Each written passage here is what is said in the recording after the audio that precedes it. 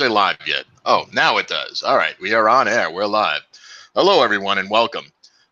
Today, I got Aaron on. He is a trained economist, worked in that field. Now, he's also a creator and sole proprietor of assholeconsulting.com, a blogger and podcaster. All the links to his material is in the description, so read that. His specialty is economics because that's what he's trained in. And he's also author of Bachelor Economics. And the reason I wanted Aaron on is because I wanted to do a talk because I think a lot of young guys, I think they get turned off to investing or money management because they don't know the jargon. It's almost like a language that, you have to learn. You need to break it down. And that's a good thing about having Aaron on here because he knows all that stuff. He knows what those words mean. He can break them down in layman's terms. I speak English, yes. Yes, you speak English. And that's important because a lot of people get turned off by it. And, and we're also going to talk about, some basic ideas. Now, for legal reasons, we have to say we are not professional financial advisors. This is just two guys talking, giving general advice here. So just get that out of the way. All right. We're brilliant, though. We're geniuses otherwise. We're brilliant geniuses that can't tell you anything. That's basically what the law says. Pretty much. So I had to get that disclaimer in there. So, because we are both, businessmen and we don't want to get sued. So we have to say that, look, we are, if you have questions, consult a financial planner of your own choosing. Although never go to one that takes fucking commissions. Aaron, maybe touch on that. Don't go to Wells Fargo there. I'd love to see those guys try and sue me. I could honestly say, just don't go to Wells Fargo unless you want like made up accounts and credit cards, created in your name without you knowing. That's basically. Yeah, if you're into getting financially raped, you should go there. That's their number one product. You have rape category level number one, category level number, and then we have our premium rape program over at Wells Fargo. You get a 401k made in your name without knowing, a credit card name, and a mortgage, a house that doesn't exist. Yeah, and that's another thing I like why I think people need to take control of their own finances instead of just handing it over to a quote unquote expert, someone to manage your money, because you have to understand they are making a profit off of you. Their best interest is not necessarily in line with yours. So these people get paid on commissions, fees, and assets, percent of assets managed. Percent of that. That's right. Percent. Yeah. Mm-hmm. How big is their portfolio they're managed? So they're just interested in padding. So they're not necessarily going to be looking out for your best interest. So that's why I think it's really important that people take control of their own money. And the first way to do that is understanding it, because it sickens me that people go through high school and they don't know dick. They go, they graduate high school, they graduate college, and they still don't know how to write a fucking check. Still don't know dick. Yeah. They still don't know dick. Right. So, I mean, I think, and it's really not their fault because they're not being taught any of this. I mean, I think back in the days, there were classes like on home ec, right? Where people actually, were trained this in school. Right. And they had math classes back in those days too, but now they probably don't. But yes, you should have known back then. And I would argue you should know now that you should spend less than you make. That is true. Yes. So let's just start breaking it down. Now, let's say the first topic we want to talk about is credit cards. They're there. They're there. And they're cards, and they issue you credit. What do you want to know about credit cards? Well, what advice would you give to a young man? And because I think you kind of need to have a credit card. Right. But today, I remember the days when you didn't need one. And I didn't. I didn't have one until about 1997 when I needed one in Chicago because companies just wouldn't take checks anymore because it was too inefficient. They don't want to deal with the paperwork. So yeah, by today's standards, you definitely do need a credit card because that's how you practically pay for everything now. Yeah, and you need it for things like if you ever need to rent a car or stay at a hotel, they'll want a credit card. Right. So things like, credit card 101, don't get one with an annual fee. Right. That would be get one. You're going to have to read through the detail. Here's the problem with all these financial products. It could be an IRA, a professional portfolio manager, or even something as simple as a credit card. All these financial products, they're being offered not out of charity or kindness. It's because the company offering them be it a brokerage, your local community bank, the credit union, or whatever, they need to make money. Otherwise, they wouldn't offer it. So there is going to be a way that you are going to be paying them. Now, traditionally with a credit card, that was interest charged on your monthly balance. And usually it was a very high interest rate. And even today, depending on your credit risk, it could be as high as 25%. But what they're finding out is there's a lot of, there used to be a term for like zombies or something like that, where you just weren't going to get any blood out of us. And I always have a guys zero. Like myself, I paid it off every month. Every month, right? So then they got to get creative, and so there's an annual fee, a monthly fee. Oops, you fought it on Tuesday at 3:30 p.m. fee. So you could sign up originally with a bank account, a credit card, or something like that, and it says, "Oh, there's no fees," and they're on the up and up. There's no fees, just the interest. Well, that doesn't hold true the next year. There might be a change in the terms and conditions. So you always want to keep an eye on your credit card balance and your transactions and see what's going on there to make sure they haven't changed the rules of the game. But yeah, you should be able to find a credit card out there, pay it off, and not pay those guys a penny in profit. Yes, and they do get, what is it, like 2% of your purchases, depending, something like that. Like right, that comes from the not contractors, from the whoever you're buying it from. Yeah, whoever you're buying, the mercantiles, the businesses that you do business from. But that is incurred by them. I know it's passed on from to the customer, but keep in mind, I mean, look, do you like the convenience of having a credit card? You will have to pay for it one way or another.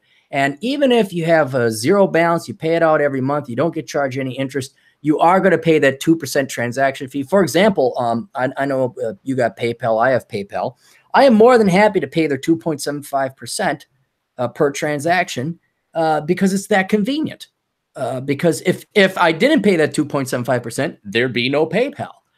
So there's no such thing as a free lunch, but you could certainly get as cheap of a lunch as possible by not carrying heavy credit card balances. Yeah, and I would say if anyone has, let's say, an inclination to do a lot of impulse buying, don't, try to avoid the credit card. Leave it at home. Freeze it in a block of ice, and leave it there unless, in case of emergencies, break ice. Right. And in my case, what I did is always had, not that I needed it, I have fiscal control, but just in case someone stole my credit card, I had a purposely set low limit, like, oh, you've been qualified for a $10,000 limit. Like, I don't want that. Put the 2,500 El Crapola limit back on that credit card. Because I do trust myself, but maybe I don't. Maybe I see a really great video game that I want. And I also don't want somebody stealing it and then sending off money to Senegal, which happened to me once. So the credit card should really be for men and women too. But I hate to say it, women just don't want to listen to financial sense. But if you're a minimalist, frugal, fiscal disciplinarian, your credit card should be used as a tool to make life very convenient and easy. You pay for your gas. You may pay for your Amazon purchases, anything that's online that requires a credit card, hotels and stuff like that. And then you immediately pay that off every month. You don't even have to wait nowadays. What I do is if my balance gets a little bit up there, I'll go online. You can pay online anytime now with most major credit cards. You just link a bank account to it and you pay that balance down. So it is a tool. Do not look at it in terms of financing or long-term borrowing. Okay, you go to a bank for that. And I think a lot of people fall into the trap where their spending is more than their income. And so you have this permanent deficit, but they never see it because it keeps building up in a credit card balance. And I remember people having $25,000 in credit card debt. I'm like, how? Like, at least with a student loan, there's a degree at the end of that one, or with a car loan, there's a physical car. But when it comes to credit card debt, if you have $25,000 in debt, you've usually ate it, drank it, wore it, or screwed it away. And you never get, there's no collateral, there's no asset behind it. So I will say this on that point, Aaron. There's a difference between, do you want to briefly explain the difference between secured debt and unsecured debt? You kind of did, but you didn't use those terms. Well, secured and unsecured, just fancy terms, meaning a secured debt, you got to view it in terms of the lender. Okay. So they lend you some money. Well, it's a very risky unsecured loan if I just lend you money and there's no strings attached. So what they do is to, quote, secure their loan against you, is they will have some kind of collateral pledged on your part, some kind of asset that you own. So a very old school traditional case is the bank just doesn't lend you $250,000 to buy the house. They're kind of like, hey, by the way, if you don't pay us back, we get the house back. So the house is the collateral. In a car loan, usually the loan, the money that is using to go to buy the asset becomes a collateral. So the GMAC Financing Corp, which doesn't exist anymore, but the car loan place lends you $10,000 to buy a Chevy. Written in there is the fact that if you don't pay them, the finance corporation, the loan you said you were going to pay, they can repossess the Chevy. So that is a secured loan. Yeah, that's where repo men come in. Yeah. And do you want to briefly describe or give examples of appreciating assets and depreciating assets as far as collateral? Well, as far as collateral, an appreciating asset goes up in value while depreciating asset goes down in value. So, for example, cars don't go up in value. They don't. You can borrow money to go buy one, and most people do, but they don't go up in value. A house arguably does go up in value. The land that it sits on goes up in value as more and more people are born, and there's a limited amount of housing available. So demand outstrips the supply, so the value of a house goes up. And it doesn't even necessarily have to be a house or a car. Any kind of asset that generates a profit has the potential to go up in value. So, for example, a stock generates income in the form of dividends and earnings. They pay the shareholders a dividend. And obviously the people who run the corporation want dividends and profits to grow. So as the dividends go up, the value of that stock goes up. That's an appreciating asset. Another one would be, I'm trying to think, a private company. You go and you buy a bar. Well, the piece of property that the bar, which is a building, sits on, the property has value, the building has value, and all the equipment in the bar has value.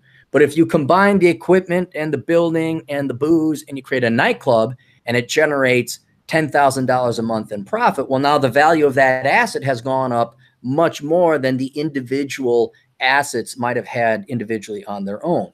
So again, this is where entrepreneurship, intelligence, creativity, innovation comes in and can really take what were otherwise mundane, boring assets, property, building, car, and then turns it into a machine, an actual business that generates a lot more profit than it would have individually on their own. And then that asset, a company or a bar or a stock or a mutual fund, ends up having more value. So that's an appreciating asset, assuming your income and your profits are constantly going up. Okay. Now, if you were, to give advice, to, let's say, your average 20-something, create an imaginary budget in your head. How should they be, dealing with it? First and foremost, you're going to say, I'm assuming you say, pay off your effing debt. Yeah, well, and that's hard to do, though, because you also want to eat and sleep, hopefully not in a cardboard box. So you got to keep yourself alive, which means first and foremost is rent. And then second would be food. Somewhere in there is utilities. And in utilities, I would also include key assets by which you need today to find employment and help increase your earnings potential. And that would be a computer and the internet, maybe even a cell phone, but you could get by with just a computer and the internet to ship out resumes and stuff like that. Some people I know, true minimalists, they don't even have internet. They just go down to the coffee store. They go down to the library. But I would say those are certainly wise expenditures. You're not being frivolous with your money if you buy internet access. So those are your key items that you want to knock out. And then if you have debt, that would come before any partying or boozing or traveling or whatever else. Because that debt, when you hear debt, think slavery, because that's what it is. And the sooner you knock out that debt, the sooner you are free. Now, most people, I can't even say Americans, most people, because this is world over, prefer to kick the can down the road and not work harder to free themselves up later. Even though an extra hour of labor today would free up 10 hours of labor in the future. People just want to borrow more and not worry about the debt, pay the minimum balance, party today, worry about tomorrow, in which case you're never free. I absolutely get a kick. I absolutely laugh and enjoy life so much when I see baby boomers reverting to reverse mortgages, because it proved that they never paid off their mortgage. They still have debt. And now things have gotten so bad, they don't generate enough income to support themselves that they have to start taking out the equity of their home in order to just make living expenses. So that is the worst situation you could possibly be in. And that is absolutely what you want to avoid. So if you spend a little bit of time and effort today now, that is going to save you. I'd have to run the numbers, and it depends on inflation and interest rates and yada, yada, yada. But I guarantee you, you put in an hour today, it will save you about 25 hours in the future when you're 60 or 70, assuming you're your average 20-something. So the number one thing with debt is it's like this bully. It's already a small little bully right now. And it's easier to beat them up and take them out now than let them grow and grow and grow until the point in time that you can't pay off your debt. You're going to die in debt. So what I recommend for everybody, I know this is skewed towards men, but it's for women too, because math don't care. You would take a second job. And that's what I recommend to my clients. If you have student loans, I'm sure it was a grand old time, and you had those great old chit chats late at night, how you and your other idiotic, moronic 19-year-old college peers were going to save the world and solve all of our, man, like we just print off more money and have love. That's very cute. Now those times are over, and you are in debt. You are enslaved in the literal sense of the word. I mean, to the banks and the lenders that have your student loans to the tune of 50, 60, 100,000, sometimes even worse, right? Get a second job and knock that son of a bitch out. While you're young and you can work 2 jobs, do it.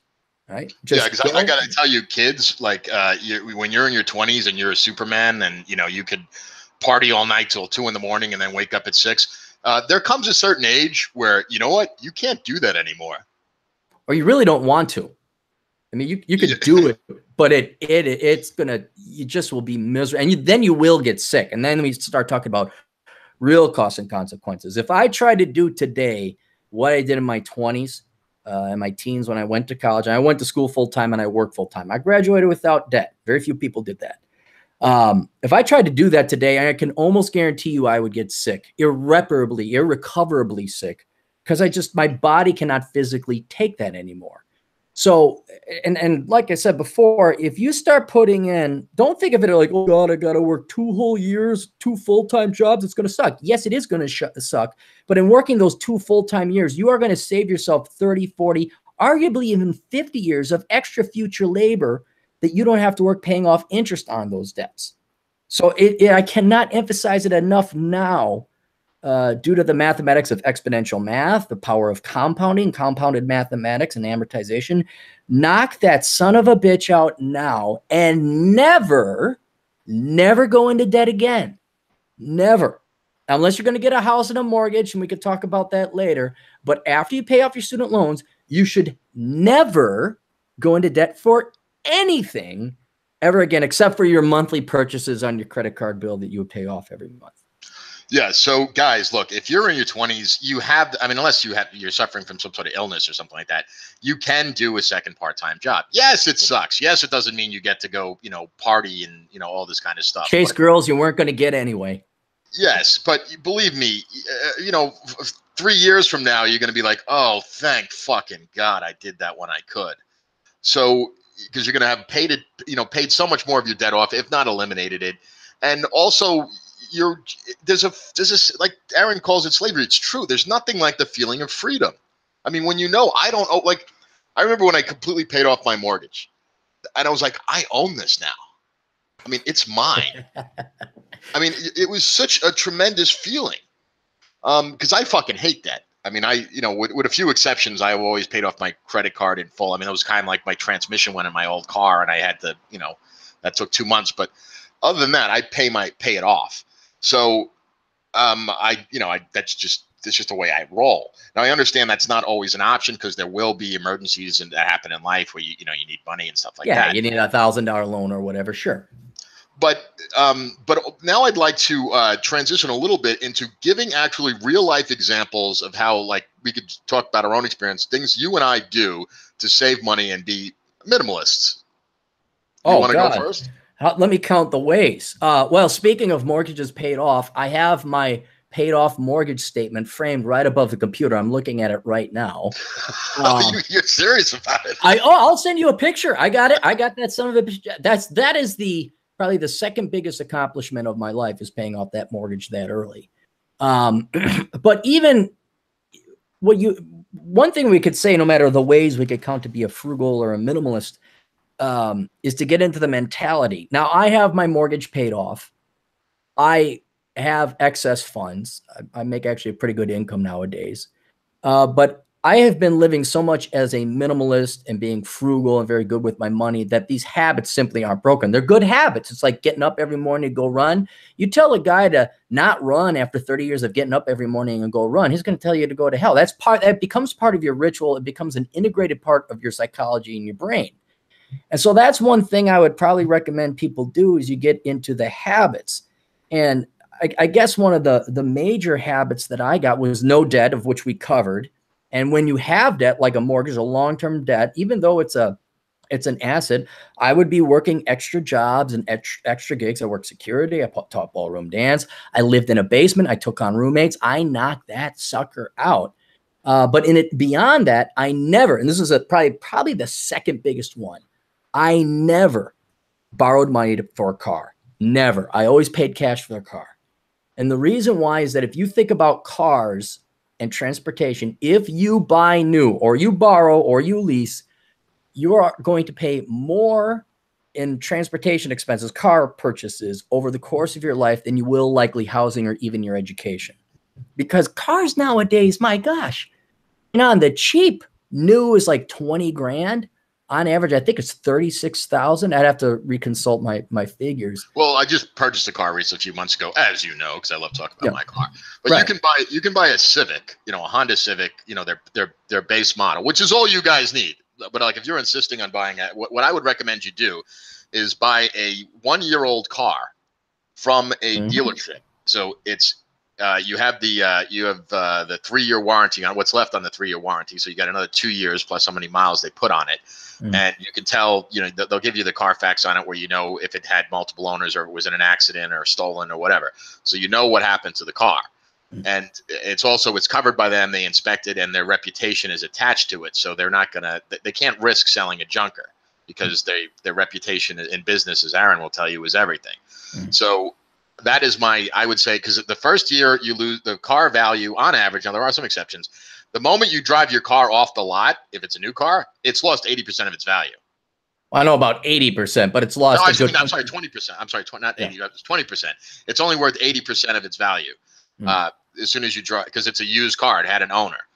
So, that's the standard. If you if the next day you brought it back to the dealer and said, I can't afford this, they would give you 80%. Yeah, and I would, and you can certainly do that. That's certain. Like, if you are not a good mechanic, or you just don't want to dick around with mechanics, that's a good thing to do. I mean, because cars today, John, you remember back in the 80s just how unreliable cars were. I mean, when the check engine light went on, that actually meant something. Like, well, this sucker's gonna blow up any second now, and you had to get to now. It's back. Who gives a shit? Is it blinking? No, we're fine. And it's always an O2 sensor or some other bullshit like that. But the way I do it, and people can do it if they want, is a very unique approach. I get 2 piece of shit cars. Now, you can, and I spend at least a day or 2 per car looking and finding a car. And the cars I get are not fancy. I had a 2008 Kia Rio until I put 180,000 miles on it. I bought it used. I paid $3,500. My truck I found had 50,000 miles and $4,500, which is rare for a truck. There are deals out there if you're willing to spend the time to go look for them, and you're willing to drive out to find them. The last car I had to get, that Kia, I got down in Iowa, and I had to drive 4 hours to go get it. But if you think about the time and the investment, okay, 1 day searching, 1 day driving and getting and back, that's 2 days worth of work. and I got myself a car for $5,000. I'm sorry, $3,500 with 27,000 miles on it. That's practically a new car almost for free. That is totally worth the 2 days of time and investment I made instead of being in a rush and, oh, I got to look at this or does that. And you know what? I don't give a shit what its amenities are. Does it run? Does it have air? Does it have four wheels? Are the miles low? Did it get any other car accidents? No, it didn't. Here's your money. Goodbye. And that is another reason that I'm basically financially free is I've wiped out all my car expenses. And the reason, so you can find low mileage quality cars, but the second key thing is you always have two. You always have two. And the reason you always have two, so that if one breaks down, and this was more common back when I was in college, because cars are higher quality, certainly since that time, you got a backup. You're not desperate to ship it off to the mechanic. You don't have to get it towed, and that can become pricey, especially for those of you who are still in college. And it gives you time to see if you can't fix up the car. And now that you got YouTube, you guys can fix a lot of things you don't think. Unless I could even replace the radiator if I wanted to, unless the engine goes or the transmission goes or somewhere I need specialized tools or a crane or something, then it's basically I can fix it. And if you could get to that point and you're willing to fix it, you will basically eliminate, with a little bit of blood and sweat and broken, or not broken, but bloody knuckles, you'll be able to eliminate your car expenses. Girls are not going to be impressed with your cars.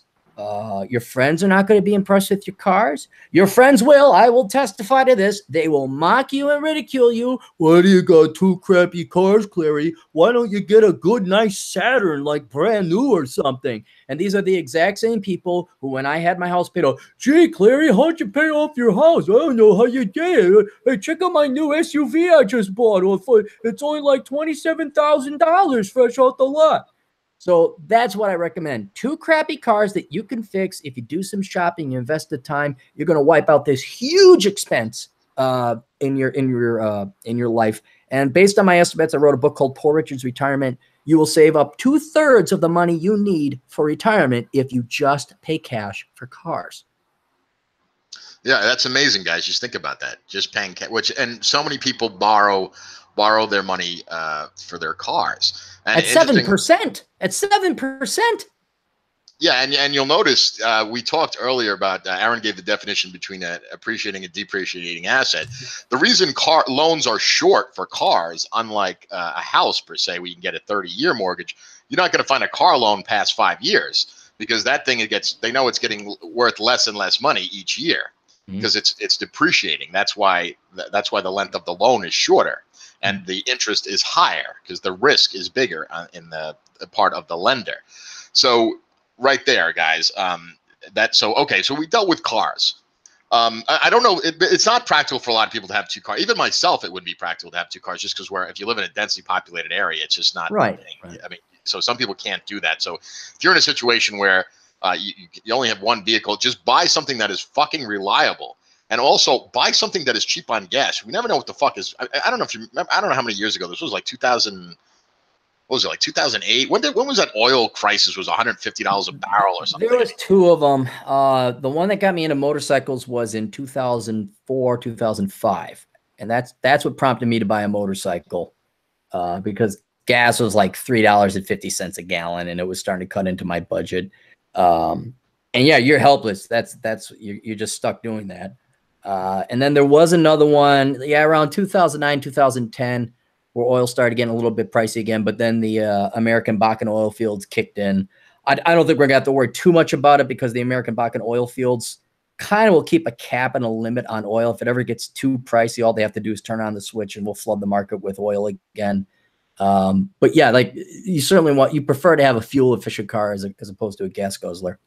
Yeah, and also there's also the because actually here, that you said like $3.50. I said that's cheap. Fucking in Seattle, it hit $5. But I live in a communist city, so you do, yeah. Yeah, you've been. So also another thing, don't live in Seattle. Okay, here's another thing: where to live. Now, a lot of this is going to be dependent on your job. You might not have that choice, but let's say for example, I live in Seattle. Not only do I live in Seattle, I live in one of the most expensive neighborhoods in Seattle. And I didn't plan it that way when I bought my place here. It wasn't one of the most expensive neighborhoods. What happened is Amazon opened up a headquarters biking distance from where I live.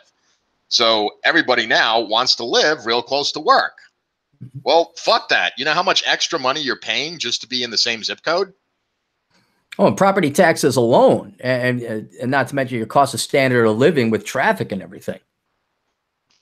Yes. So, but I mean, like, let's say you get a job at Amazon. All right. That, you know, a good company to work for. I know a lot of people who work for Amazon. They're my neighbors, actually. But they don't need to live this close to where they work. It's, you know, if even if they have to spend extra money in commuting, it's still the amount of money they'd save by moving a little bit further out to like the less trendy part of the city would be worth it. So, because the amount of money that they're paying in rent, I mean, rent, I don't know. I haven't paid rent in so long, but I'm like, I don't know what, I mean, they're people are paying like $4,000 for a fucking shoebox here. It's insane. Right. Well, and that's, in this, you kind of put it on the head. It is going to depend on where your career is, where you're going to work, but a ton of other variables. In general, and this is why I wrote the book Reconnaissance Man, you just want to avoid major metropolitan leftist shitholes.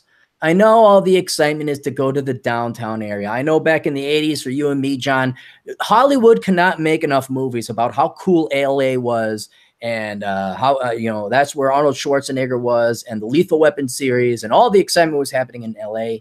As we had on one of my podcasts before, we're talking about how Sex in the City made all the women in the 1990s think that New York was the place to be. And if you can make it there, you can make it anywhere. And no, you got to realize it. Yes, there is. That's where the museums are. That's where all the young people go to. That's the rock all the walruses go and bask in the sun on. So if you want to hang out with the popular people and mate, fine, go ahead. But there's two major problems with large cities, large liberal towns, especially as it pertains to men. One, they're expensive. And two, you're not going to find your girlfriend or your wife there because they're frankly leftists. They are so leftist and they are career obsessed. These girls are not looking for, they might be looking for a relationship or, you know, maybe dating and all that. But if you're a marriage-minded individual, you inevitably want to have a family because you do not want to go to New York City or LA or San Francisco or Seattle or Chicago to meet your future wife. Not saying it can't happen, but I wouldn't be going there. The ideal situation is you can work remotely from your home, from your laptop. And that kind of relegates it to the world of IT and computers or software programming and stuff like that. But that would be even jobs like accounting. You can do that now. I have a good friend of mine. She's an accountant, and she can telecommute all the time.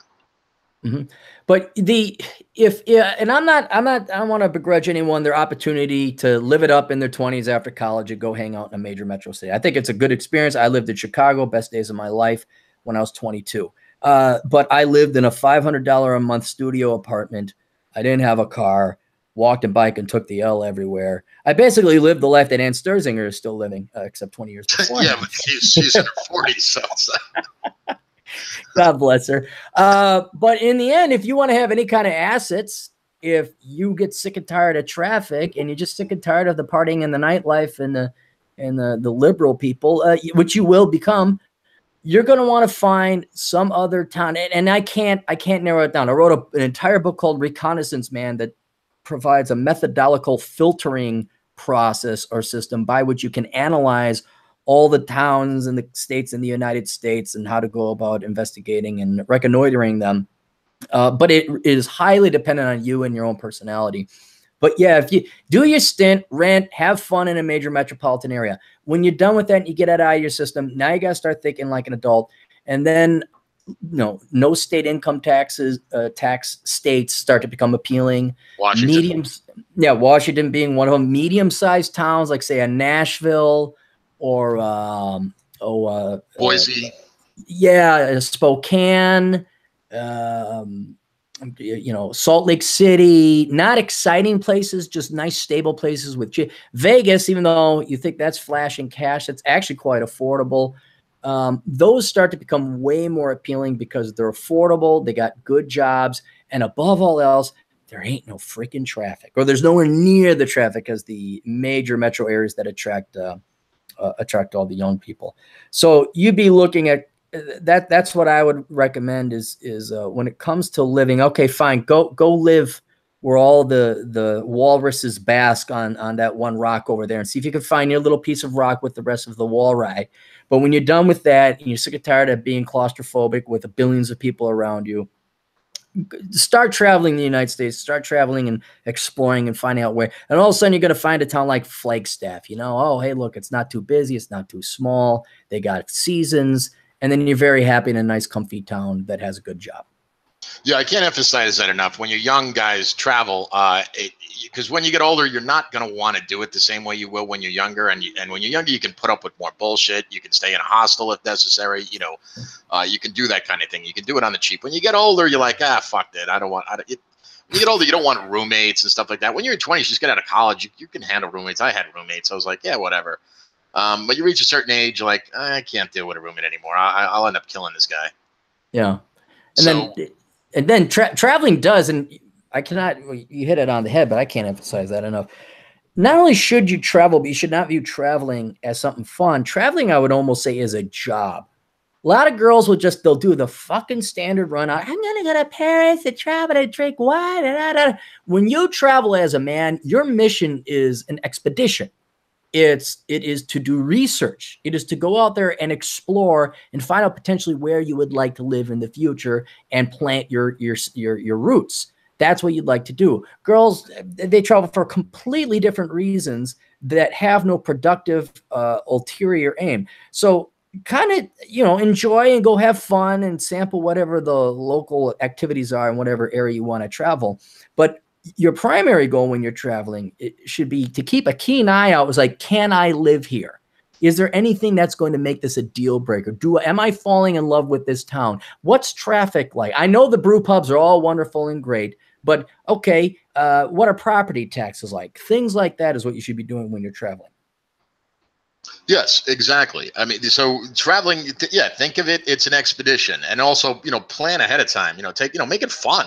Travel, it is supposed to be fun, even though it is a job. It's a fun job. You plan it out and you see where, because I'm going to actually be doing that in about a month. I'm going to be doing a drive through the Northwest because I'm seriously considering moving. I don't know if it'll happen, but I want, if it comes to that, I want to not be going into the move blind. I want to have a strong idea about where I want to move to. But I do want to stay in the Pacific Northwest just because that's my vibe. And everybody has their own temperament. So there are certain, places to live that, might be great for one type of personality and not great for another. If you're like a huge outdoorsy guy, you could live in, like our friend TJ in the Cascade Mountains. Right. And he loves that shit. If you're like, I gotta admit, I'm a city boy. I grew up, born and raised in New York, man. I mean, so I can't live in the middle of nowhere. All right. That's just not that amount of space just freaks my head out.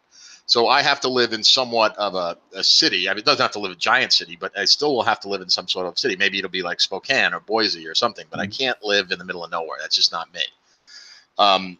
So you have to find that about yourself. You have to be honest with yourself and making such a big decision about moving. It's not an irrevocable decision. You can move back, but it's still a big deal. It's not like getting married, but treat it almost as importantly. Right. But okay, so I think we got that out of the way. At least we could go on forever about that. But okay, let's give some real life cost cutting examples for people, just that they can really use in their day-to-day life. Like one my big thing, and I'm so happy I did this, not just like saving money, but also I think it sincerely improved the quality of my life. I'm not kidding about this. I completely got rid of cable TV. Oh yeah. Oh, I never had cable TV, but yes, that is huge. Get rid of it. It'll free up so much time. You don't realize how much time you waste watching, because I was a bit of like a news junkie, because politics interests me and stuff like that. I realized how much time I wasted watching those 24-hour news channels, and it's ridiculous. All that time could have been spent, doing something productive. It's a soap opera. It's a real world soap opera that you don't control. Waste of time. That and sports analysis. You might as well just You might as well be pouring salt in your eye. There's nothing worse than wasting your life on that shit. Yeah, if you're watching, hours of guys on ESPN breaking down, that third down play in the second half, come on, guys. There's better things to be doing with your fucking time. I mean, unless you're stuck in a hospital room, you got no excuse to be watching that shit. There's better things to do. Out of curiosity, now I never had cable because I couldn't afford it, and then I met the girlfriend and she had cable. And out of curiosity, what was your highest cable bill? My highest, well, at the time I got rid of it, I was paying, it was a combined thing. My internet with my cable combined was $129 a month. Okay. What's the internet now cost? The internet now, and this is including all the taxes and fees and everything, is $49.95. So about $80 in saving roughly? Yes. And I didn't have I didn't have any premium, I didn't have HBO or any of that kind of stuff. I just had your standard cable package thing. I didn't have what they call premium channels, HBO, Showtime, I forget what the other ones are. There's a bunch of them. And each one would be like an extra $10 a month for, what you want. So and they have packages. Like if you go on their website, they're always trying to sell you this different stuff. Now, if some people are really into certain TV shows that, they've really become accustomed to, and I can understand there are some people that are really into this stuff. You can go and get, you can get like Netflix. I don't know what it costs a month. I don't have Netflix, but I do have Amazon Prime, for example. Amazon Prime is great. Yep. And you can watch. They have tons of TV shows and movies and stuff like that for free. On there, so you can watch those. And you know what? Where else you can get great entertainment for free? DVDs. What? Free DVDs? Yeah, you know where you can get great movies and great TV shows for free. We got the library. We've been binging on The Saint, Mission Impossible, the old ones, not the movies with Tom Cruise, but the TV show. The classic ones. Oh yeah, the classic one. Oh yeah, it was like pre-digital. It's all analog technology, and it's awesome. And I'm not saying there's anything wrong with TV. There are certainly great TV shows out there, and maybe to wind down.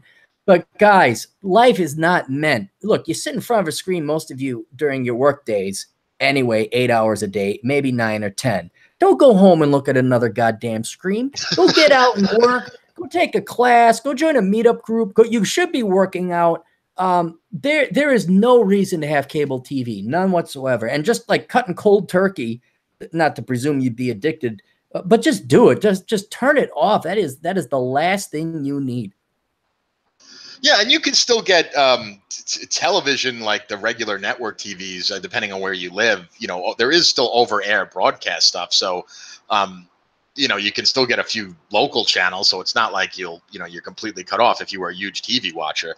But really, I mean, that is such an unnecessary expense, and you add that up over the cost of a year, how much money you're saving. I mean, come on. I mean, it's saving me like almost $1,000 a month. There's your next third for retirement. You take that money you save and you squirrel it away in an IRA and an index mutual fund, and you're not buying new cars. I mean, those two things right there almost pay for an entire retirement. Yeah, so simple things like that. Another. Okay, so library you can get, and you don't even have to buy books anymore, guys. If you're big into reading, like myself, all the classics that are quote unquote in the public domain now. I think it's the Gutenberg Project. You can go on there and you can download all the classics. You get all the There's no reason for you to be buying some bullshit fucking paperback for $9.95. That's written by some fucking hack. All the classics are available for you to read. You can put them on your PDF, download them as a PDF and just read them. So there's no reason to spend money on that either. And if you need the physical book, there's the fucking library. Use that. So that's another way simple way to save money. And your taxes are paying for it anyway, so you might as well use it. Yep. DVDs, books at the library. Unless you live in Portland, where the library is basically used as a heroin den, which I'm not kidding. So I understand if you're in Portland, but hopefully you don't live there, and if you do live there, you kind of deserve what happens to you. Fuck you. Why would anyone stay in that city? I avoided that city. I went 101. I didn't go down. What was it, 15 or 5? I didn't go down 5. I went down to 101 because I wanted to avoid Portland. I wanted nothing to do with that town. Well, also 101 is a nice view of that's along the Pacific. Yeah. Oh, it was beautiful. It was wonderful. But yeah, Portland is if you live in Portland, forget about finances, everything. Just get the fuck out of there. It's not. I mean, that's not healthy. I mean, get out of that city. I mean, you're gonna catch something, which is the main reason Aaron didn't stop by. He That didn't is the want to main get. reason. That is the main reason. Yep. He didn't want to get herpes simplex 15. Yeah. Just by breathing the air there. So I would also, there's quality of life issues besides money. And basically, you want to have the best quality of life you have. It's a balancing act. Finances, quality of life. You don't want, like as Aaron said, you don't want to live in a cardboard box. But at the same time, there are a lot of things you can do to cut costs. That all these things you think you need. Another thing now is where they're trying to make money on. I notice is on. Because everybody's got a smartphone now, so everybody is surfing the internet, for no good fucking reason, and boredom, just boredom, and they're surfing the internet, and they got these, so they're paying for these data plans. I tell you know what? Guess what my cell phone bill is? I'm gonna say $64 a month. $22.82. Wow, unlimited, or you just keep it on the data? I keep it. I have the 1 gigabyte limit. What the fuck more? What are you going to do? Download a porn movie to your fucking phone? Why do you need more than a gigabyte a month? Well, I need it for work. That's why I have an unlimited plan. But that's a different matter. Yeah, for your average 20-year-old, yeah, don't get addicted to social media. That's almost as bad as cable TV. Turn off the phone. I know that I turn off my phone and I go run and like the phone isn't on for a while, just because I want to get back into meat space. But yeah, you don't need to do a cell phone plan with unlimited data. Unless it's your job.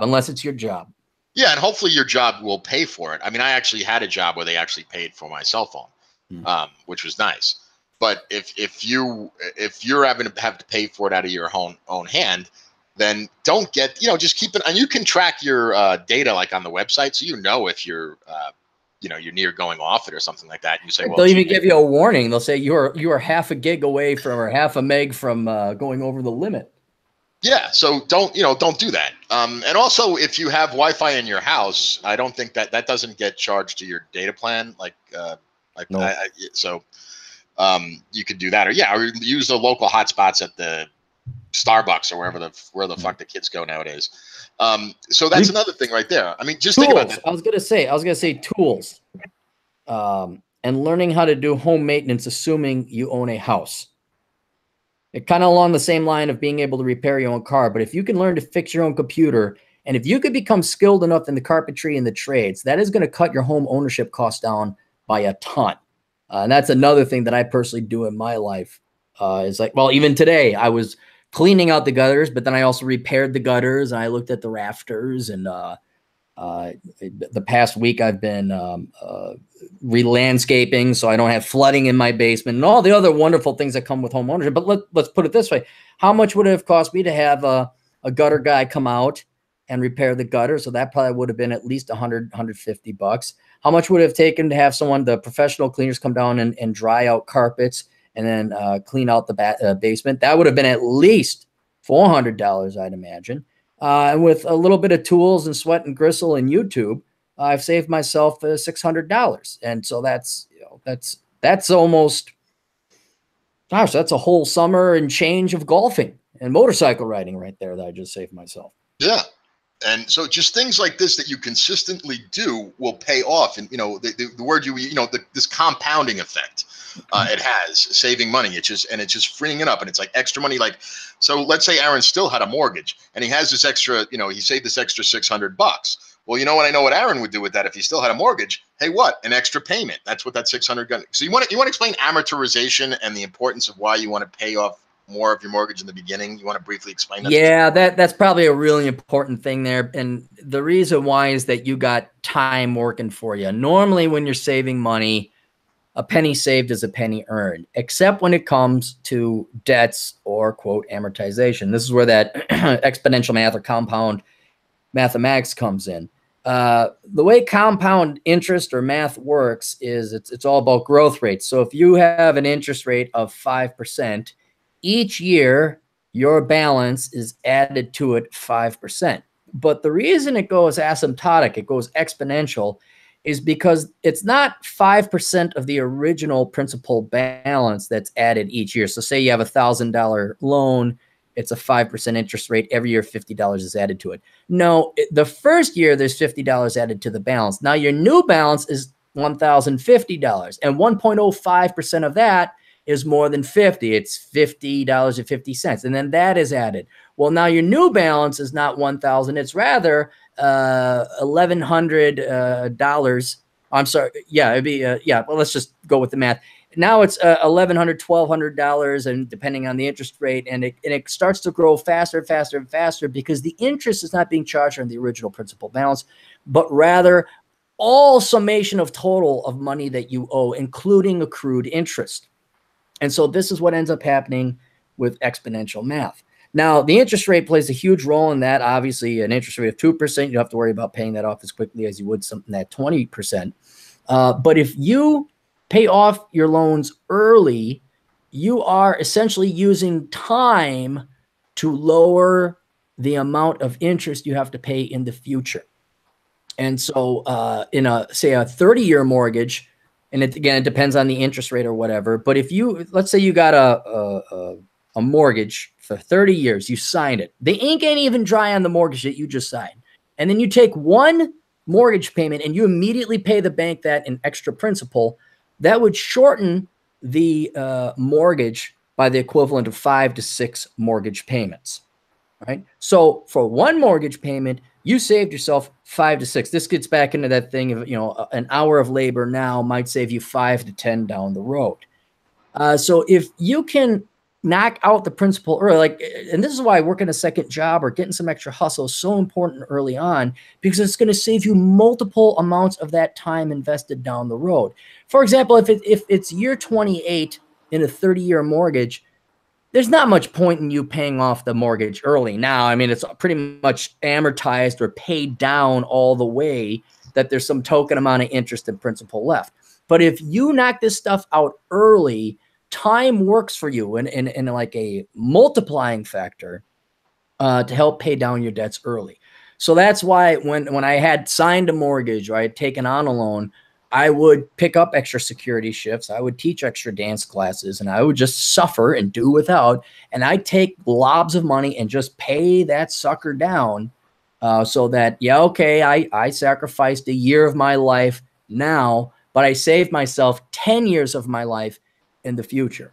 And so that's how compound interest works is it's a multiplying factor. And you want it to, and it can work for you in another way through investments. If this is why they say the power of compounding. If you invest when you're 25 as opposed to 45, you're going to be light years ahead because you've had 20 years more growth than the average 45-year-old who's just starting to invest now. Yeah, that's why it's important to get it. That's going to be the last thing we touch on. We're going to talk about some specifics of investing and what not to do and and we're going to break down the jargon, because I know for people who have never done it, and it's not your fault because you were not taught this in school, and that's one of the main things you should be taught about. You shouldn't be studying social justice 101. You should be studying home finance. How to read a financial statement. How to read a financial statement 101. I mean, trust me, you're going to get more of that than a fucking 4-year fucking degree in women's studies, for fuck's sake. So right there. Okay, yeah, but amortization, the way I did it was I made, instead of making 12 payments a month, this is a simple way to think about it. Anyone who has a mortgage or is about to get one, it's make 13 or 14 if you can, or for whatever reason, let's say you come into some money. Like for example, this is back, I had only owned my place for a couple years. I was in a really bad car accident and I got all this extra money, and instead of going out and buying a fancy car, I bought like a, kind of what you did. I bought a car that was, really old. It was a 12-year-old car I bought, and used the money, the difference that the insurance gave me, for my mortgage. So that's why I was able to pay my mortgage off so quickly. I think I paid my mortgage off in like 11 years on a 30-year That's mortgage. awesome. Yeah. No, that's awesome. Yeah. But if it's like Aaron was saying, if you do it in the beginning, then because normally the way you can go online and you can Google like amortization calculators, and you'll see how much you're paying in interest and how much you're paying in principal. You'll see the first year you're just paying interest, and like $1 a month is going to the actual principal of the loan. It's ridiculous. So just pay it off early. The first few years is when this is really going to pay off for you. Mhm. Like Aaron said, if you wait till your 28th year, well, yeah, fuck it, you might as well just get right off the tax thing, the deduction. Right. But Right. but now the last part I want to get into is investing. For those who actually do have some cash, maybe there's guys that were relatively frugal, didn't get a fucking bullshit degree, or like you, they came out of college relatively debt free, where after they make their student loan payments, they still have some extra money left over. What should they do with it? Well, it all depends. And here's where the problem that I can't give financial advice, and this is one of the main reasons why, is that with all this extra money we've printed off in the past 12, 13 years, every asset category, housing, stocks, bonds, mutual funds, ETFs, whatever, you name it, has been overvalued, and the prices have been driven up. So right now, historically speaking, you would expect to get a 5% rate of return in the form of dividends on stocks. Today, that's down to 2%. I'd have to take a look at price to rents for housing, but that's also approaching historic highs. PE ratios also towards historic highs. In other words, the price you have to pay for the cash flow you're going to get out of these investments is not really worth it. So the question though is like, okay, I got money, I got to do something with it. Well, it's really hard to say. And it depends a lot on where you are. So ever so generally, and this is why it's very important to do your reconnaissance, why I wrote Reconnaissance Man, is you got to live somewhere. So as far as my logic takes me, you might as well get yourself a house. Now, you can screw this up by getting a crappy house that needs lots of repairs, and you rent it out to your BFF who ends up turning it into a meth lab. It's fraught with troubles. But if you take the time to research home purchasing and buying a home, you do research, you try and find the right neighborhood, you know how to do inspections, you need to look at the house. That is generally the first place I would recommend somebody who is debt-free go and look. And I even recommend you're either going to buy a really small one-bedroom type of deal that just a bachelor pad, or you're going to buy a house where you have trusted friends and buddies that you can rent to, which is where your extra money for principal payments will come early on. And it's probably very likely going to be your starter home. It's just something to start. But the larger point being is that if you get into real estate and you have a house, at least you won't be homeless. So you've taken out kind of Maslow's hierarchy of needs. The first thing is shelter. You've taken care of that now. All right. And if you do it wisely, you'll be able to afford it. If you have to go somewhere else for career or whatever, hopefully you have a friend or a buddy or a loved one that can watch over it and pay some rent. That's generally speaking where I'd recommend. At the same time, not mutually excluded too, but at the same time, you may want to start looking into things like a 401k or an IRA. These are your retirement plans that were the IRA, 401k. Those are phrases started by the government. They refer to the tax code in the case of 401k. No, IRA stands for individual retirement account. Right. So, but there's other similar plans like 401k, 403b, 457, thrift savings programs, this alphabet soup of programs. In general, the government gives you a tax break for investing in these retirement programs. Now, if it's something that starts with a 4, like 401k, 403b, 457, those are a little bit different in that they are sponsored, they're provided by your employer. And 7 times out of 10, your employer will match whatever contributions you contribute to that plan up to a certain point. So usually the very first thing you do is that's free money. So your employer will match your contributions up to 2% of your salary. You want that free money. So that's a no-brainer. You just throw your money in there, and then they give you free money and it goes into your account. IRAs, that's if you don't have an employer that offers you a retirement plan, that's an individual, emphasis on individual retirement account. Or you can have both. You can have a 401k and an IRA. Yeah, you can have both. But the larger point is they came up with an IRA like, well, hey, I don't have an employer. My employer doesn't offer a retirement plan. Well, that's what IRAs are for. So you could go ahead and invest in that. And then your investments, your contributions are tax deductible up to a certain point. There's variance, there's traditional and Roth. Roth means, okay, well, your contribution's not tax deductible, but when you withdraw upon retirement later, you don't pay tax on those withdrawals. The larger point is that there's some kind of tax benefit for that. The problem, though, is the same problem you face with housing. Stock prices and asset prices have just been driven through the roof. So you'll contribute this money to these retirement plans. You got to invest it somewhere. You're like, gosh darn, you're going to get 2% on this or 2% on that. So this then leads me to another area, or kind of a general area, but two subsegments within, and that is investing in yourself. For our eclectic audience, and you have to admit, John, that and I'm not kissing anyone's ass, I'm just saying it, we're a little bit eclectic, we're a little bit different, and we're statistically more likely to be the independent-minded entrepreneurial type than the conformist 9-to-5 401k type. Nothing wrong or against those people. They're perfectly good people. But I think the real future for retirement is entrepreneurship and self-employment. So what I would be doing is, like, for example, I get an ever so roughly 20% rate of return on any advertising I do when I run ads for my books, be it through Tom Likas, Terrence Popp, whatever like that. So if I ever have extra money left over by the time things are done, I throw it into advertising at time because I'm going to get a 20% rate of return. Well, that beats the hell out of the 2% dividend yield rate of return I'm going to get out of the stock market. And we can talk about capital gains and cash flow later, but that's the cash back I get every year in the form of a dividend in the stock market is 2%. I give Tom Likas $1,000 worth of advertising. I'm going to get, statistically, historically speaking, $1,200 back in book sales.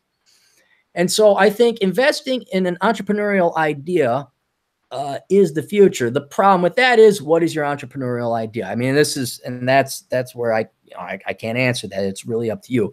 But if you think you got an idea, if you think you got a product and you want to run with it, I am very pro having people trial run their entrepreneurial ideas, because that's an investment into yourself. And this gets back to that point where a building on its own and land on its own and equipment on its own only has so much value. But if a guy with a really great idea comes along and makes Snazoo, the latest soda drink that then throws Pepsi and Coke underwater, and oh my God, the founder of Snazoo, he started it in his garage and he bought this facility, and then that is something that's going to get a higher rate of return in terms of investing. Now, of course, you have to be an entrepreneur and you have to invest in that. So that's one thing.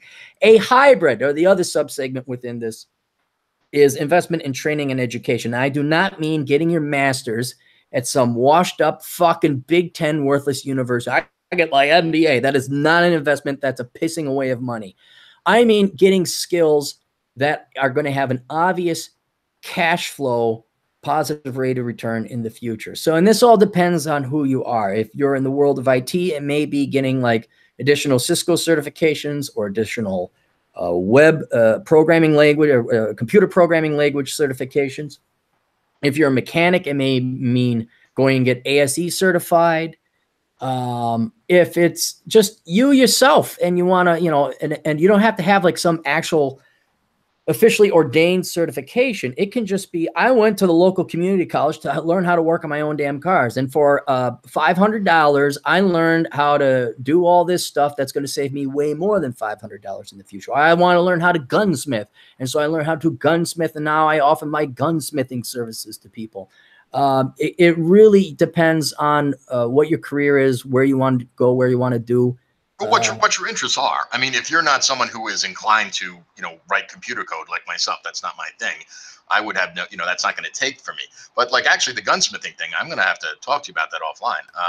That might be something I would be interested in doing.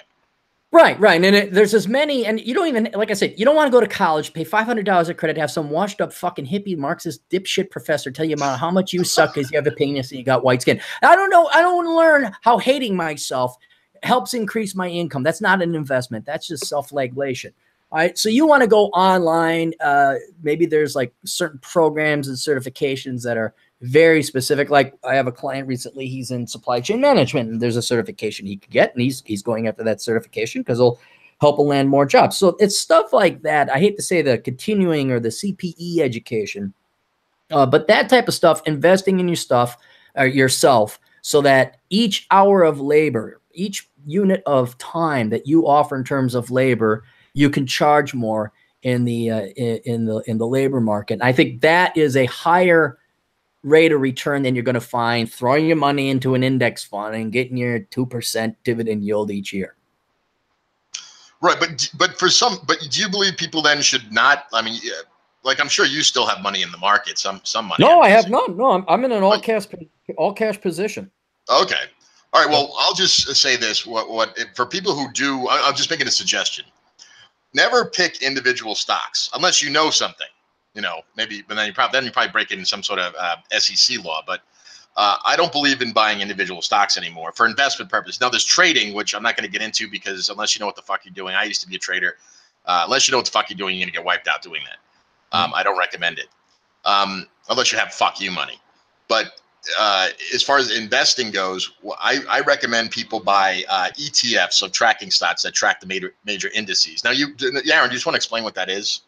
Well, ETFs are exchange traded funds, and it depends on what unit of volume you're buying at, but basically they're cheaper than mutual funds, and they specifically track various indices. So if you want an ETF to follow the Dow Jones or the S&P 500, it performs exactly like the S&P 500 or the Dow Jones. If you want an ETF that tracks the Shanghai index, it will track you want to invest in general. You want some general exposure to China. If you would like to invest in an ETF that tracks the oil industry, there's an ETF that tracks the oil industry. So there's an ETF for every possibly conceivable type of industry, index, country even, that allows you to invest in categories, but also be immediately diversified into those categories. You don't have to buy 500 shares, one of each of Alibaba and Shenzhen Limited and all these other Chinese stocks to finally get a diversified portfolio.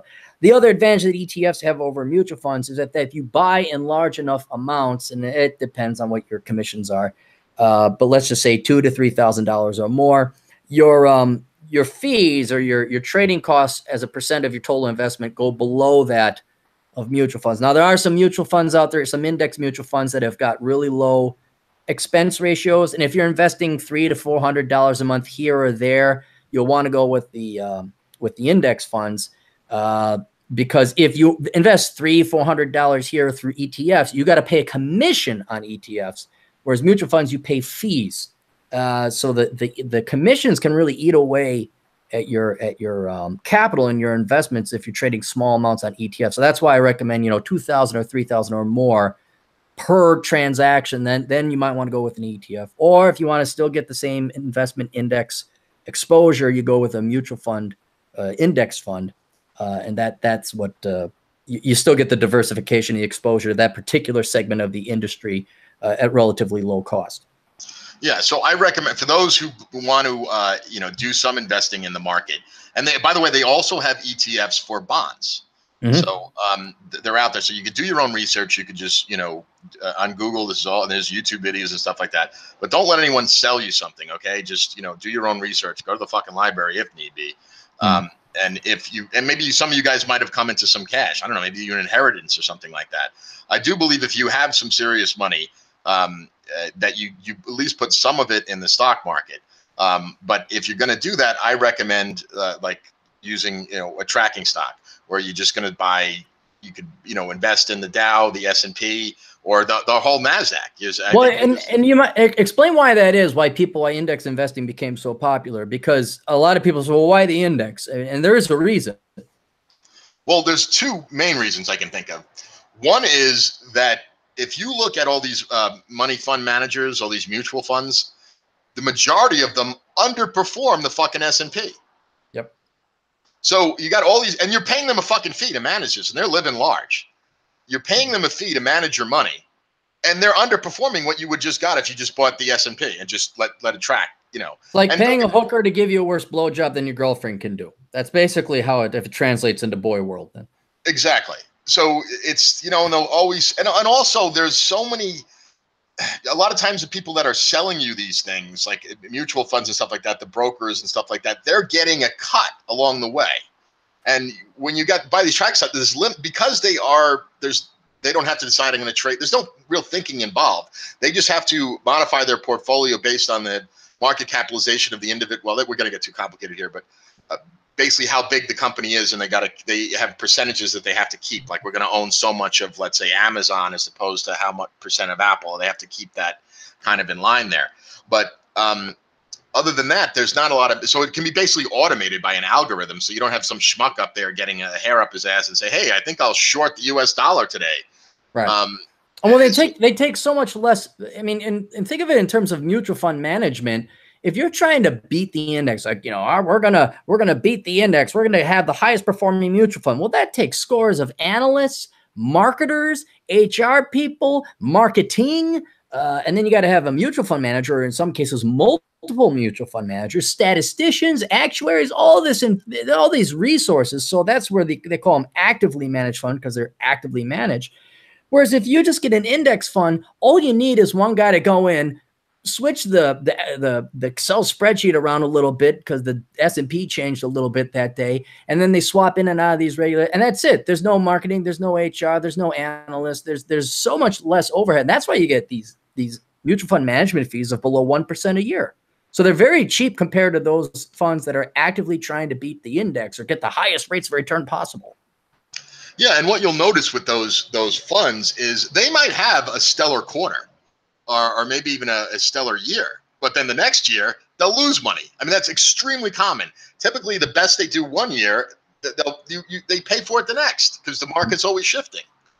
Where if you own a tracking site, where you own the S&P, you basically own a percentage of 500 companies. So that's why they call it the S&P 500. Mm-hmm. So you own a percentage of each one. So you're tracking the market in general. So if one company does fuck up, the slack is picked up by the other company, because a lot of times that company would be in direct competition with it. So they would get their share of the market if their share went down. So you're protected that way.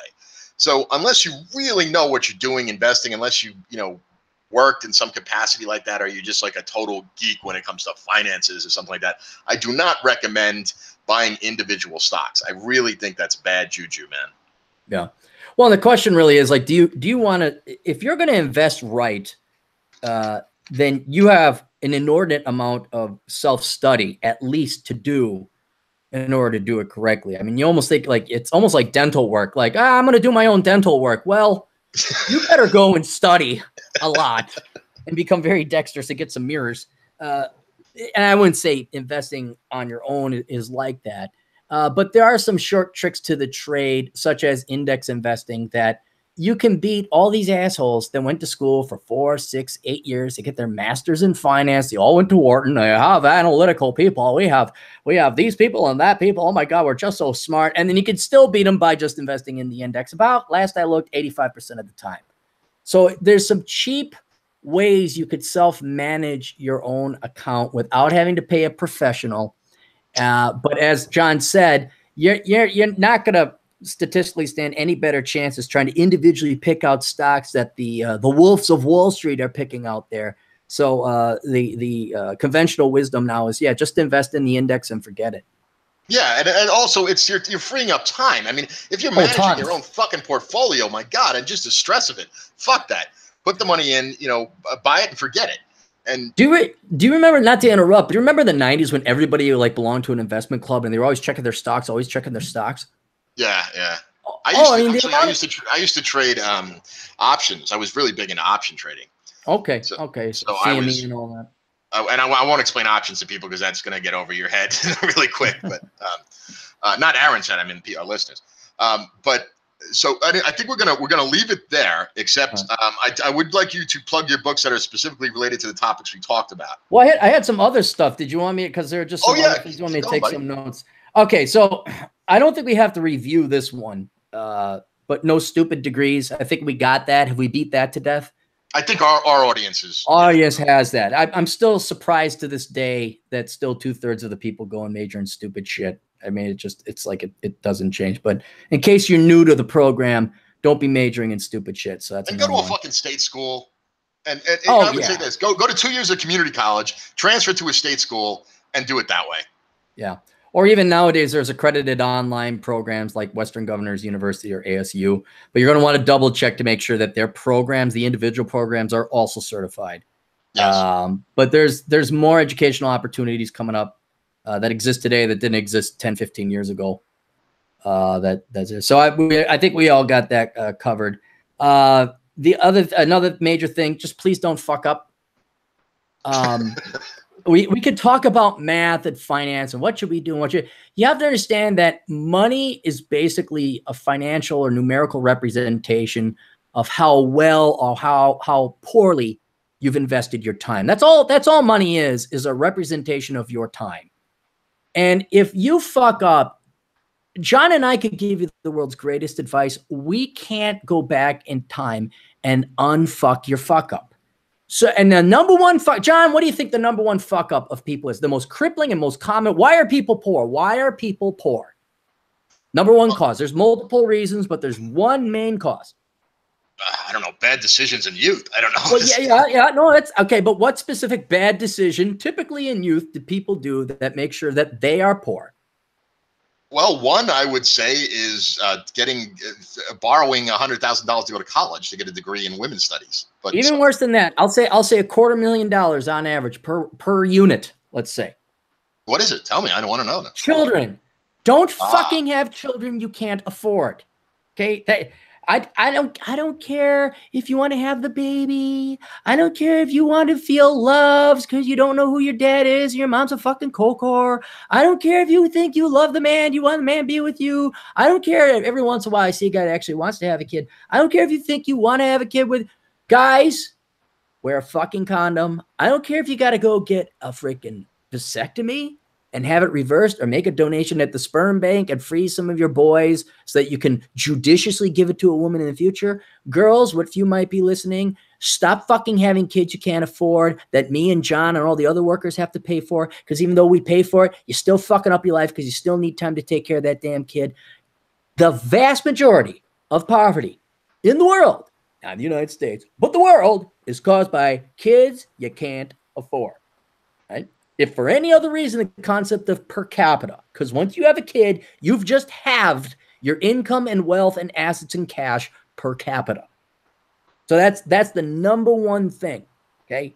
And there's other ways to fuck up. Majoring in stupid degrees, that's a major fuck up. What else? I think those are the two main ones. I mean, imagine what would happen to the world if everyone stopped majoring in stupid shit and no illegitimate kids were born. I think. Oh God, it'd be a fucking. Yeah, that right there would solve 95% of the problems. Imagine that, though, Aaron. There would be like no federal deficit at all. Oh my God.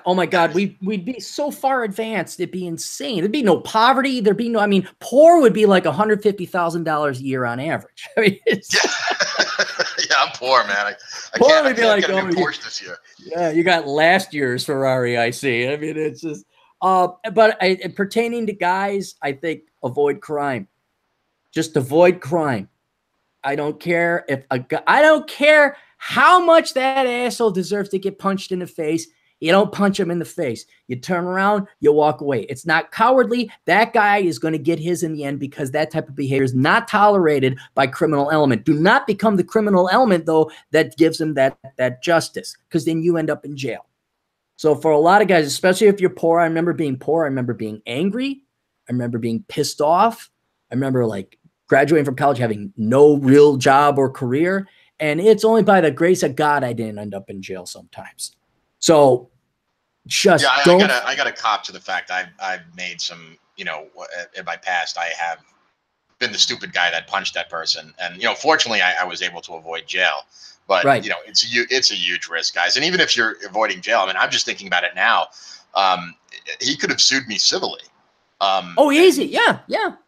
And I got a lot to lose now. I mean, I got a lot of hard assets that you could take that all could be taken from you. Well, but here's the main reason I recommend not committing a crime. It's not necessarily, you might spend some time in jail. It's worse. Now you got a criminal record, and that really impairs your ability to find a job. That really, really hurts a lot. And finding financing, if you need finance, stuff like that. So I know, guys, and trust you me, every day I want to ram some fucking asshole off the road. I want to pull over, grab grandma out of the driver's seat and punch her. But I don't, because I don't want to go to jail. Okay. And especially when you're young and your hormones are going crazy, some guys macking on your girl. That's all right. You just got to calm down, let it go, and solve it like James Bond would. With a sniper rifle at 300 yards. No, he just solve it maturely, and a lot of times just walking away, man, just walking away. And I know a lot of people think that's cowardly, but it isn't. It's a way to avoid you from going to jail. So that's another thing with the don't fuck up. And then The final thing I'd say is robo-advisors. I don't know. Have you checked in on this, John? What is Like this Betterment. Robo-advisors is like some companies like Betterment's one of them. I think Wealthfront is another. I'm not familiar. Tell us. Tell us. Okay, here's what it is. Okay, all those index funds or the ETFs we were talking about beforehand, they take those. And what a robo-advisor does is it simply, here's what would happen before robo-advisors. When you went into a regular financial advisor, you go in and talk to Chip. And there's Chip. Hi, I'm Chip. Haha. And Chip's an asshole. He's got his MBA. He's a douchebag. His dad paid for everything. He's a schmuck. And Chip gets a 5% cut on all the money that he convinced for you to throw over. And all Chip does is he pulls up this analytical software. He starts asking you questions, plugging in numbers. And then that software would churn out some numbers and some estimations and all that. And then he'd say, you should invest in Chipperific funds because my dad, Chip Sr., runs the mutual fund company. And we want even more of your money. So what they did with robo-advisors is they basically said, well, what the fuck do we need Chip for to plug in answers that you're telling it when you could do that online yourself? So you go to websites like Wealthfront or Betterment. I have a Betterment affiliate plan. And you answer these questions online. That software analyzes your age, your life expectancy, your investment aggression, or how much risk you can afford, current finances, blah, blah, blah, blah, blah. And it says, okay, you need to invest this much money in this portfolio of funds per month to make a retirement by this age with this amount of money. And of course, it's all estimates and all that, and there's no way to guarantee that it's going to be accurate or anything like that. But there is no way to guarantee it's going to be accurate. It's just no one can guarantee you. No one can. Yeah, I'll tell you, no one does. Yeah, because you're trying to ask us to predict the future of all the entire movements in the world from here until the time you retire. That's why there's always a legal disclaimer.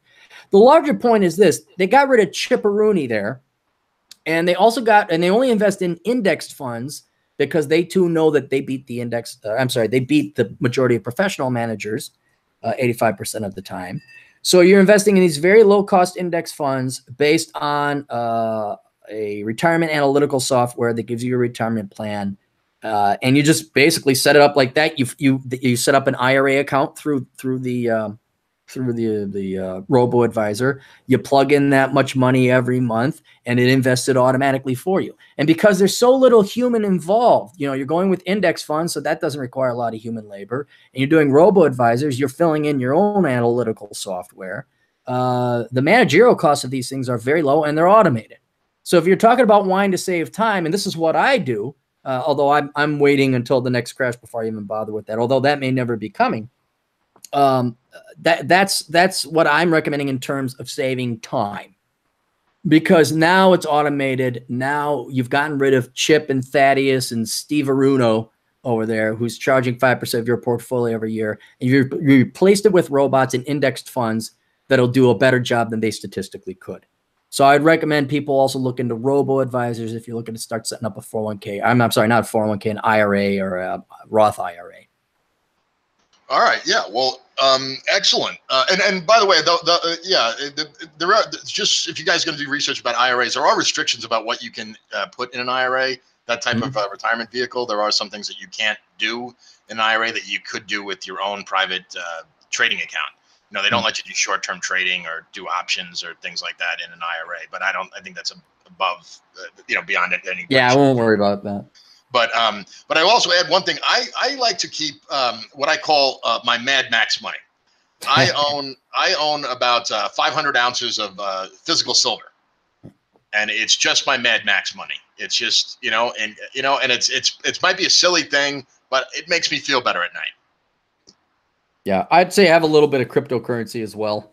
Oh yeah, crypto was something I don't know about, and I think that's why I never invested in it, is because it all seems like Greek to me, so I never did. But young kids, if you got 2,000, throw a couple thousand into it, use it as an insurance policy. Hope for the worst, because then it will go up in value, but then hope for the best, and the rest of your assets will be all right. All right. Well, anything you plug the book specific to this topic, please. The book most specific to this one would be Poor Richard's Retirement. That's basically retirement for everyday Americans. It does approach retirement from a minimalist and frugalistic standpoint, but more importantly, it teaches you how to get rid of your innate craving and desire for material wealth. I found the secret on how to get rid of greed. I found the secret on how to get rid of your desire to have a Ferrari. And once you get rid of that and you find out what life is all about, it's very easy to save up for retirement. So that's everyone comes like early retirement extremes. Not to belittle these books, they're great books, or Rich Dad Poor Dad, they're perfectly fine books, but they never address the psychological component of, okay, how do I not want more? How do I get it to where I want to do without? And so my book addresses that, and I think that's the selling point of that book. Another book very germane to that one would be Bachelor Pad Economics. That is the Financial Advice Bible for Men, and it's a very lengthy book. It's 500 pages, but you would not read it front to cover. It is a chronological book. So it starts at the age of 14, and then it goes to the age of 74 when you presumably are about to die.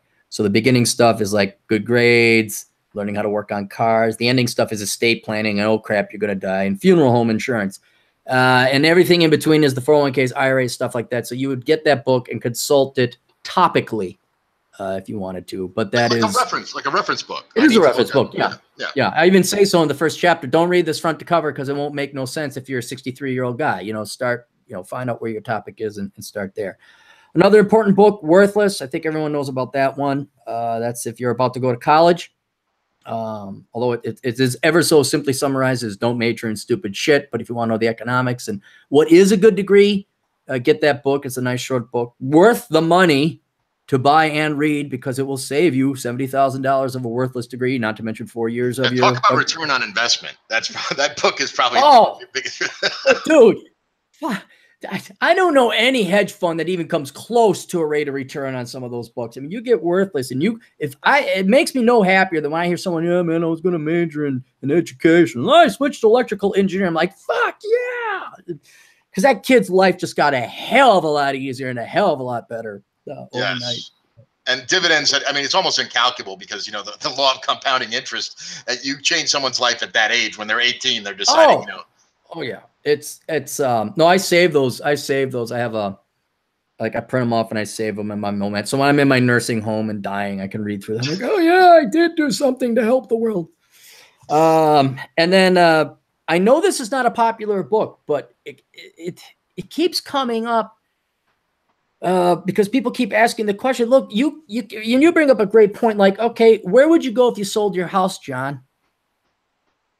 Yeah, I'm going to have to do some reconnaissance. Right, and that's the whole thing. And here you are, you're 18 years old or 17 years old. You're about to go out into the world, and you guys don't even know what the world is like or what it's about. Most 40-year-olds don't even know what the world is like because they haven't traveled the world.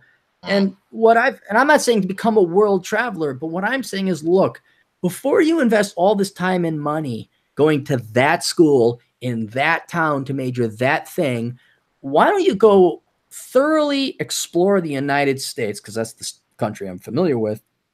Figure out first where you belong and then start your life. In other words, where you belong is probably the most important decision to make. What you want to do will come later because we require you to go to school for another 5 to 6 years anyway before anyone considers hiring you. So in the meantime, why don't you find out where you belong so that you're happiest? And that requires a lot of research, a lot of traveling, and some finances, but I go through all that. So Reconnaissance, man, that book is a very underappreciated book. And if you're simply lost in life, get that book.